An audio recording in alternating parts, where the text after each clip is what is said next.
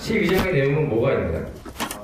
아브라함이 있죠. 아브라함의 아버지는 누구죠? 예, 데라입니다. 위에 11절 마지막 부분에 보면은 예, 데라의 족보로 이 족보가 나올 때는 항상 그 족보의 끝에 핵심적인 사람이 있다고 말씀을 드렸어요. 그 전에 아담부터 노아의 족보에는 끝에 노아가 있었기 때문에 썼다. 지금은 아브라함이 있기 때문에 쓰신 거라고 했습니다. 12장 1절부터 3절까지를 쭉 줄을 쳐놓으세요. 12장 1절부터 3절까지는 하나님께서 아브라함에게 주신 최초의 약속입니다.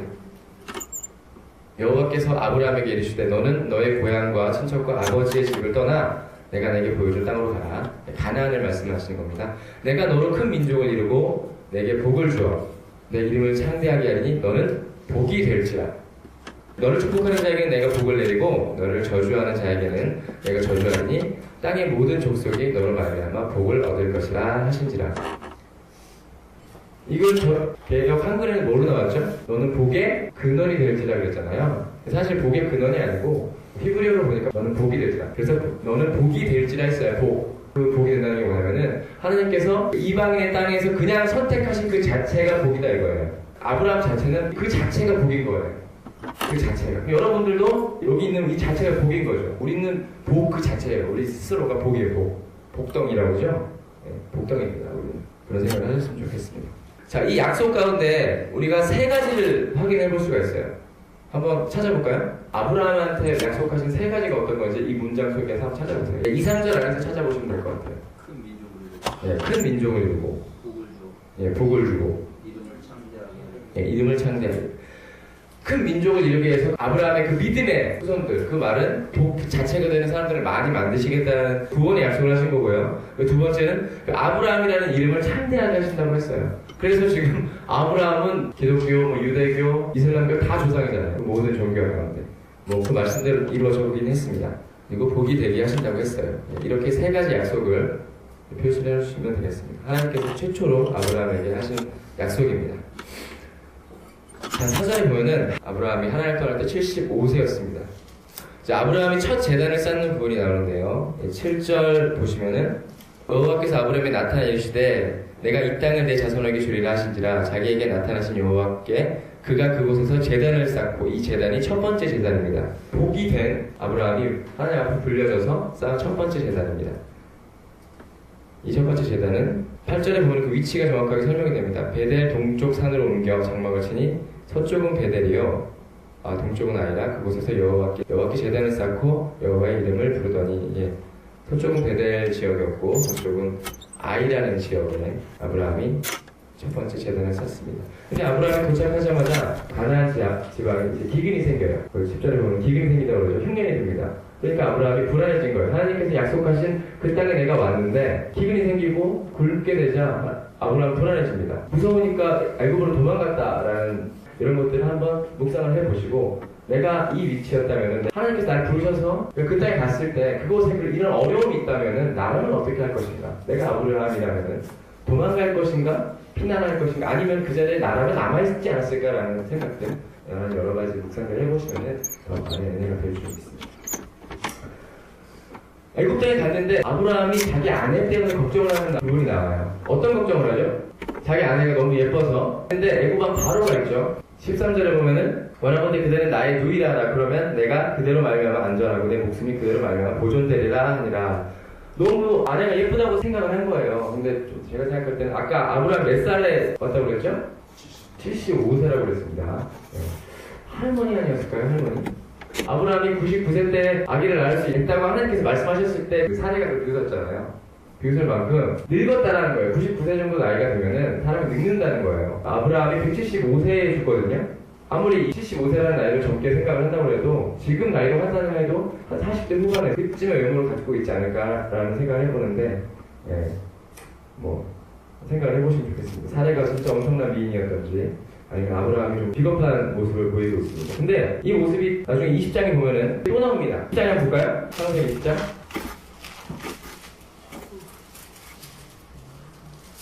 네, 여기 보면은 2절에 보시겠습니다. 2절. 그의 아내 사라를 자기 누이라 하였으므로 그랄 왕 아비멜렉이 사람을 보내어 사라를 데려갔더니 여기서 또 이렇게 한 번 더 아브라함이 좀 실수를 합니다. 26장에 보면은 이삭이 또 이런 짓을 해요. 이삭이 리브가를 똑같이 그랄 왕 아비멜렉에게, 그랄은 지금 얘기한 블레셋이에요. 블레셋. 그 블레셋 위치에 있는 그 왕에게 또 자기 아내를 또 자기 의라고 속이는 그런 비겁한 행동을 하는 거죠. 하나님께서 주신 복을 받은 그 아브라함이라는 사람도 왜 굳이 이런 것들까지 하나님께서 기록을 하게 하셨냐라는 생각을 해보면, 묵상을 해보면, 하나님께서 복 주신 사람도 이렇게 정말 뭐 없다라는 거예요. 우리 인간적인 의로움으로 인해서 선택받은 것이 아니고 절대로 의롭고 멋진 사람이기 때문에 하나님께서 쓰신다라는 얘기가 아니라는 겁니다. 약한 모습들이 있는 그런 사람들을 하나님께서 선택을 하신다는 거고, 13장 보시겠습니다. 13장에 두 번째 약속이 있습니다. 13장에서 15, 16, 17절을 다 체크를 해주세요. 그리고 나중에 12장에 있던 언약들과 비교해서 보시면 되게 은혜가 됩니다. 여기서 똑같은 얘기를 합니다. 16절에 보면 내가 내 자손이 땅에 티끌같이 하리니, 사람이 체크했어요? 땅이 티끌이라는 거는 뭐 많은 큰 민족을 이루게 하겠다라는 것과 같은 개념으로 보시면 되겠고, 이 땅을 내가 너와 내 자손에게 주리니, 땅 약속, 백성 약속, 땅 약속을 두 번 하십니다. 13장에 보면은 아브라함이 부자가 됩니다. 왜 부자가 되냐면은 12장에서 아브라함이 자기의 사례를 누이라고 속였던 그 시점에 바로가 예쁜 여자를 맞았거든요. 그러니까 아브라함한테 막 상을 주는 거예요. 아브라함이 안 그래도 부자였지만 바로 왕에게 받았던 그 많은 재물들과 재산들 때문에 더욱 큰 부자가 됩니다.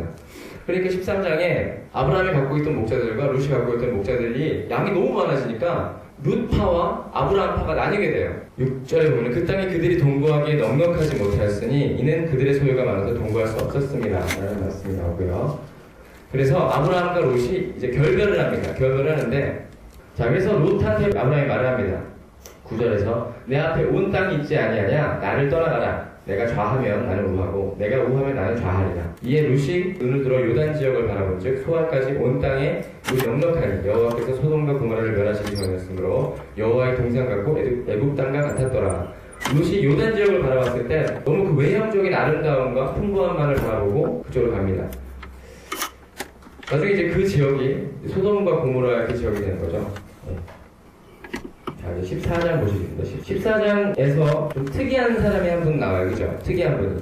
14장 내용이 이해는 되세요, 근데? 하나님께서 이 14장 내용을 기록을 하실 때 왜 이걸 굳이 기록을 하셨을까? 그돌라오멜이라는 왕이 갖고 있던 권력 아래 그 왕에게 재물을 바쳤던, 공물을 바쳤던 소돔과 고모라를 비롯한 5나라의 왕들이 있었는데, 그 왕들이 의기투합해서 야, 이제는 이런 짓 하지 말자. 그래서 반기를 들고 쳐들어가는데 그돌라오멜이 너희들이 이렇게 까부냐? 그래갖고 그냥 다 깔아 뭉개버리죠. 그러면서 동시에 소돔과 고모라에 살고 있던 롯까지 압시를 해갑니다. 근데 그 사실을 아브라함이 알고 종들을 데리고 가서 그돌라오멜까지 박살을 내고 롯을 굴치려 오는 그런 일이 있는 거예요. 여기서 보면은 18절에 보시면 살렘왕 멜기세덱이 떡과 포도주를 가지고 나왔으니 이는 지극히 높으신 하나님의 제사장이었더라. 그가 아브라함에게 축복하여 이르되 천지의 주제시여 지극히 높으신 하나님이여 아브라함에게 복을 주옵소서. 20절에 보면 너희 대적을 내 손에 붙이신 지극히 높으신 하나님을 찬송할지로다 다음에 아브라함이 그 얻은 것에서 10분의 1을 멜기세덱에게 주었더라. 아멘. 그돌라오멜을 치고 그 전리품들을 아브라함이 가지고 올 때 10분의 1을 멜기세덱한테 바칩니다. 근데 이 멜기세덱이라는 왕은 출처가 없어요. 살렘 왕이라고 나와는 있지만 지금 어디서 나왔는지 출처가 없습니다. 이거 이 땅에 오신 예수님께서 하나님의 대제사장이라고 하시잖아요. 지극히 높으신 하나님의 대제사장이라는 개념이 이 살렘 왕 멜기세덱에서 최초로 등장을 합니다. 이 떡과 포도주라는 이 개념이 어떤 무엇을 상징한다라는 여기서 나와있질 않아요. 해석을 예수님께서 해주신 것이고 예수 그리스도를 통해서 그 예언이 성취된 그 모습이 떡과 포도주의 그 상징이 아닐까라는 그런, 아무튼 이 멜기세덱이 되게 중요한 여기서 인물로 등장을 하고 있습니다. 그리고 19절에 보면 아브라함에게 복을 주옵소서 합니다. 하나님 저희를 축복하세요 하잖아요. 근데 축복이라는 말 여러분이 좀 잘못 쓰고 있는 게 있어요. 축복이라는 것 자체가 복을 빌어준다라는 개념이잖아요. 복을 빈다라는 거예요. 축자가. 하나님이 축복을 하면 누구한테 복을 빌어줘요? 하나님은 우리한테 복을 주시는 거고, 축복한다라는 거는 목사님께서 우리한테 하나님께 복을 빌어주는 개념을 쓰시는 거고, 우리끼리 쓰는 내용입니다. 어떻게 보면 잘못 쓰게 되면 하나님을 되게 깎아내리는 표현이 될 수 있기 때문에 이런 말도 구별할 수 있으면 좋겠습니다. 네, 여기 태초 11절을 이제 보셨고요. 15장에 보시면은 하나님께서 다시 한번 약속을 하시는 내용이 나옵니다. 이 15장 내용은 다 기억하세요? 보셨어요? 어떤 내용인지 아시죠? 여기서 2절에 보시면 하나님께서 나중에 2절에서 아브라함이 이르되 주 여호와여 무엇을 내게 주시려나이까 나는 자식이 없사오니 나의 상속자는 이담의 색 사람 엘리에셀이니이다. 이건 좀 아브라함 밑에 있었던 종 중에 가장 크고 권위가 있었던 종의 이름입니다. 그러니까 후사가 없기 때문에 하나님께 불평을 하고 있는 분이 나온 거죠. 그러니까 4절에 하나님 말씀하시면 여호와의 말씀이 그에게 임하여 이르시되 그 사람이 내 상속자가 아니라 내 몸에서 날 자가 내 상속자가 되리라 하시고, 이렇게 이삭을 얘기를 해주시는데 아직 이삭이라는 이름은 말씀을 해주시지 않았습니다. 아브라함이 아기를 낳을 것만 말씀을 하십니다. 자, 그리고 5절에 봅니다. 그를 이끌고 밖으로 나가 이르시되 하늘을 우러러 무별을 셀 수 있나 보라. 또 그에게 이르시되 내 자손이 이와 같으리라. 아까는 뭐라 그랬죠? 자손을 못같이 한다고 하셨죠? 두 번째 번역을 말씀하실 때, 그렇죠. 땅에 티끌이라고 하셨어요. 땅에 있는 모든 것처럼, 그리고 하늘의 별처럼. 우리는 그렇게 생각을 하고 계신 거예요. 우리는 땅에 티끌도 되지만 하늘의 별 같은 존재이기도 하다는 거. 그 다음에 6절에 아주 중요한 말씀이 나옵니다. 이건 형광펜으로 아주 찍 그어놓으십시오. 아브라함이 여호와를 믿으니 여호와께서 이를 그의 의로 여기시고. 하나님께서 여기시는 의가 뭡니까? 하나님을 믿는 것, 하나님을 따르는 것. 사실 믿는 거라고 하지만 믿는다는 개념은 꼭 무슨 단순하게 생각하면 그냥 하나님을 인정하는 거예요. 뭐 믿는다는 것만 거창한 게 아니라 그냥 하나님이 계시구나 하면 사실 그게 믿는 거거든요. 믿는다는 게 믿습니다 이게 믿는 게 아니고 하나님 존재 자체가 정말 있는 것처럼, 하나님 계신 것처럼 행동을 하는 거예요. 그게 믿는 거야. 그게 믿음이라는 겁니다. 어딜 가서든 하나님 계신 것처럼, 교회에서 예배 막 드리면서 학교 가서는 막 개파 치는 그런 것이 아니라 학교에서도 하나님 계시니까 학교에서도 하나님 계신 것처럼 행동하는 것, 그게 믿음이에요. 그게. 저는 그렇게 생각을 합니다. 여기 나와 있고, 그리고 이 하나님께서 믿음을 강조하신 부분이 여러 부분 나와요. 창세기 15장, 히브리서 10장, 갈라디아서 3장, 로마서 4장이 나옵니다. 그런 것들을 한번 찾아서 보시면은 되게 좋으실 겁니다. 되게 재밌습니다. 믿음으로써 의를 이룬다라는 거는 정말 너무 신적이에요. 믿음으로써 의에 이른다. 정말 하나님 아버지를 인정하는 그 자체만으로도 우리가 의에 이를 수 있다는 거는 정말 이거는 정말 놀라운 개념입니다. 정말 어떻게 이런 생각을 했을 줄이야. 그리고 여기서 이제 아브라함과 하나님께서 다시 한번 언약을 하시는 부분이 나오는데 8절에서 1절까지의 모습을 보면은 많은 그 재물들을 이제 아브라함이 하나님께 제사를 지내기 위해서 암염소와 그리고 순양과 산비둘기와 집비둘기를 모두 다 꺼내서 배를 다루고 쫙 벌려놓아서 이렇게 피를 뿌려놓습니다. 제단입니다. 그리고 하나님께서 기다리고 있는데 아브라함이 잠들어 버려요. 12절에 보면은 해질 때 해진다고 했어요. 해가 아브라함에게 깊은 잠이 임하고 큰 흑암과 두려움이 그에게 임하였더니 13절에 여호와께서 아브라함에게 이르시되 너는 반드시 알라. 하나님께서 자고 있는 아브라함에게 말을 하고 계신 겁니다. 너는 반드시 알라. 내 자손이 이방에서 객이 되어 그들을 섬기겠고 그들은 400년 동안 내 자손을 배워들이니 그들이 섬기는 나라를 내가 징벌할지며 그 후에 자손이 큰 재물을 이끌고 나오리라. 너는 장수하다가 평안히 조상에게로 돌아가 장사될 것이요 내 자손은 4대 만에 이 땅으로 돌아오리니 이는 아모리 족속의 죄악이 아직 가득 차지 아니함이니라 하시더니, 때를 기다리고 있는 하나님이 예언을 하시는 것이 나옵니다. 어떤 거에 대해서 예언하고 계신지 알고 계시죠? 그렇죠. 출애굽을 해서 가나안 땅으로 다시 돌아오게 되는 그 40년 동안 광야 생활하고 돌아오게 되는 그 내용을 지금 예언을 하고 계신 겁니다. 다시 한번 말씀드리지만 이 창세기가 언제 쓰였다고 했죠? 이 모세가 시내산에 올라갔을 때. 그러니까 이 내용을 하나님께서 굳이 이렇게 구체적으로 말씀하신 것도 설득을 시키기 위한 것이고 정말 하나님께서 지금 우리를 인도하고 계신 것이구나 라는 것을 알게 하시기 위해서 주신 말씀이 아닌가 하는 생각을 합니다. 17절에 해가 져서 어두울 때 연기 나는 화로가 보이며 타는 횃불이 쪼갠 고개 사이로 지나가더라. 그날 여호와께서 아브라함과 더불어 언약을 이르시되 내가 이 땅을 애굽 강에서부터 그 땅 유브라데까지 내 자손에게 주노니, 그러면서 점점점 밑에 부분 나옵니다. 그 17절에서 18절의 그 언약의 모습을 보여주고 계시는 겁니다. 그 쪼갠 고익기 사이로 횃불이 지나갔다는 것은 하나님께서 혼자 지나가셨다는 얘기인데, 그게 무슨 얘기냐고 하면은 하나님께서 그 모든 자손과 그리고 지금 예언하신 모든 것들, 그런 것들을 약속을 하신 겁니다. 그리고 아브라함이 자기 앞에 정말 포함되어 할 수 있나? 아브라함이 정말 하나님 앞에서 하나님을 100% 인정하는 삶을 살 수 있는지를 하나님을 좀 의인화시키자면 두 사람이 같이 언약을 하는 과정이 있는 건데요. 사실 이게 어떤 거냐면은 그 사람이 약속을 할 때 그런 전통이 있었다고 합니다. 양 한 마리 죽입니다. 그 피를 흘리게 하는 거 죽인 다음에 양을 쪼개놓고 그 두 사람이 거기 같이 지나가요. 갈라놓은 그 사이를 같이 지나가면은 한 사람이라도 그걸 어기는 사람이 있으면은 그 양처럼 되는 거예요. 내가 그 양처럼 배가 따이겠다. 몸이 갈라지. 내가 죽음을 무릅쓰고 이 약속을 이행하겠다라는 그런 약속을 하게 되는 건데 여기서 지금 아브라함과 하나님이 그 약속에 행사를 하시기 위해서 준비를 하고 계셨고 아브라함은 그걸 기다리고 있었던 거예요. 낮부터. 근데 하나님은 아브라함 잘 때까지 기다렸어요. 저녁이 될 때까지. 잘 때까지 기다리시고 나중에 어떻게 해요? 혼자 가세요. 그 앞에 미리 이야기가 6절에 나오죠. 여호와를 믿으니 여호와께서 이를 그의 의를 여기신다고 그랬어요. 어차피 하나님은 아신 거예요. 네가 나랑 그런 약속을 해도 지키지 못할 걸 아시기 때문에 나중에 예수 그리스도를 통해서 우리를 구원해 주신 거랑 똑같은 개념인 거예요. 쉽게 얘기해서 혼자 다 하시는 겁니다. 하나님 스스로가 약속하시고 스스로가 행하시고 우리한테는 그냥 말씀만 하시고 그거를 알아주기만 원하시는 거예요. 어떻게 보면 되게 하나님 좀 귀여우신 분입니다. 정말 너무 감사하고 사실 너 벌 줄 거야 어쩔 거야 하면서 별거 안 주세요. 정말로 같이 막 벌을 진짜 심하게 하실 것 같은데 또 완전히 다 무마시켜 주시는 분이기도 하고 아무것도 아닌 것 같은데 다 쳐버리시는 분이시기도 하고 되게 무서우시면서 되게 귀여우신 우리 하나님이십니다. 이 부분은 한번 집에 돌아가서 쉬운 성경으로 보시면 훨씬 쉽습니다. 이제 16장에 보면 아브라함과 이제 사례가 출산을 못합니다. 그러니까 이제를 보면 사례가 얘기를 하죠. 아브라함이 여호와께서 내 출산을 허락하지 않으셨으니 원하건대 내 여종에게 들어가라. 내가 혹 그로 말미암아 자녀를 얻을까 하노라. 그러니까 또 아브라함이 쭉 들어갑니다. 그래서 이제 하갈이 임신을 하죠. 그 임신해서 낳은 아들이 이스마엘이라고 하죠. 지금 이 이스마엘이 시조가 된 종교가 어디라고 알고 계시죠?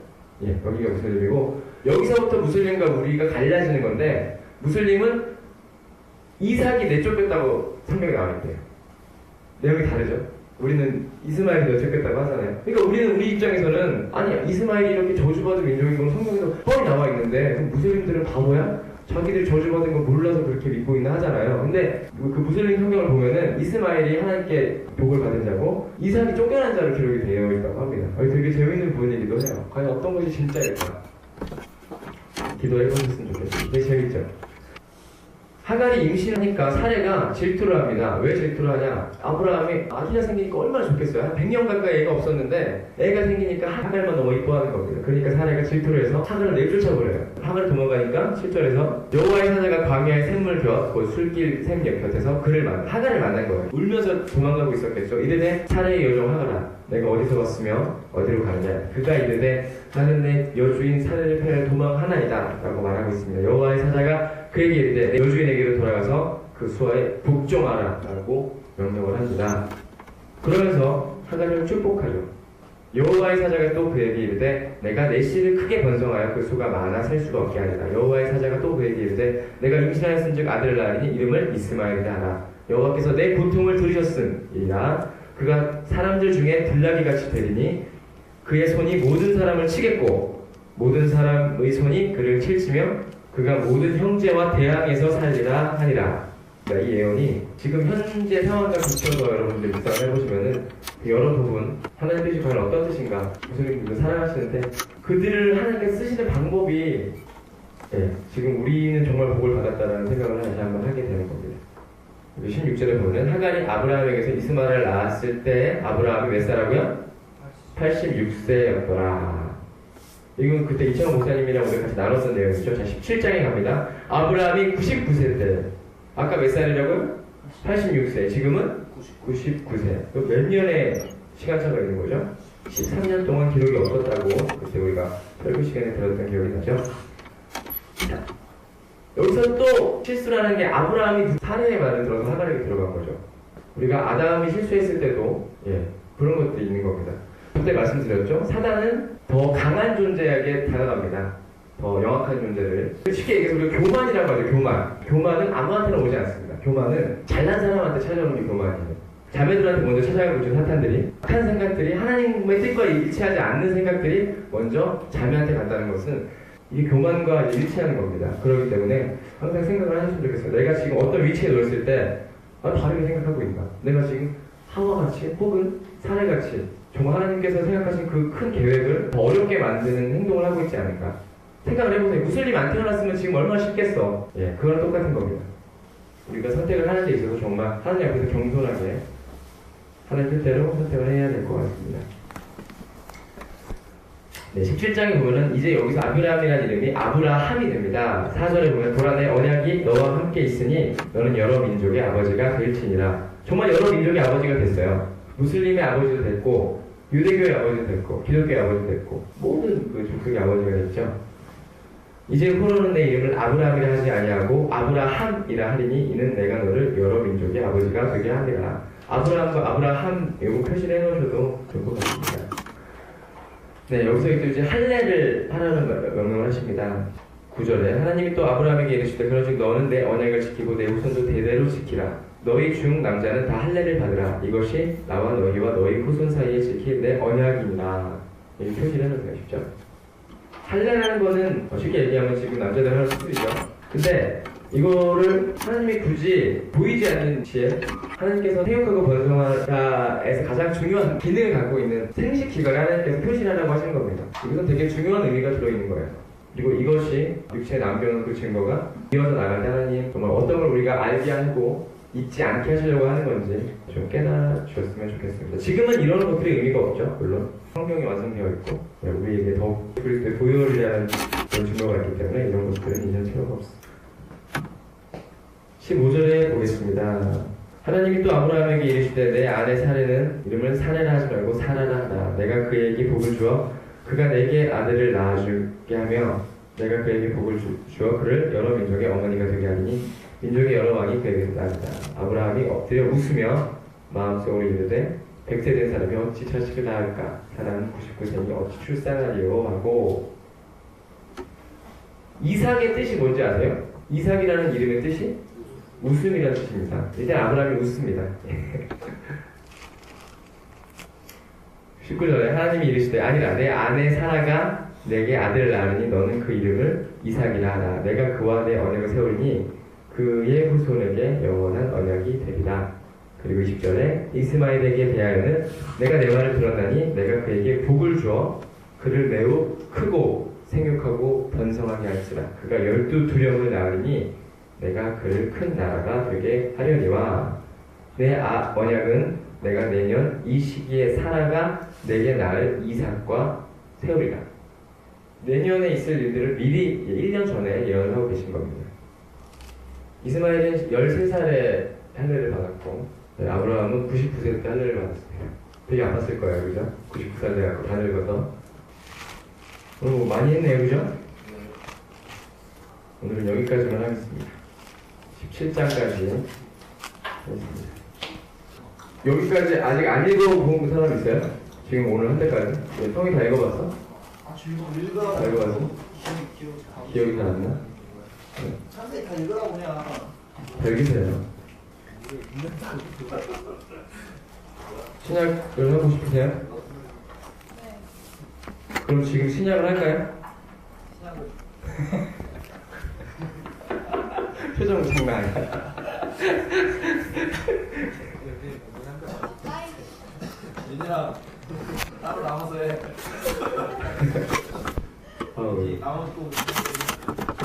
저도 오늘 좀 힘들어갖고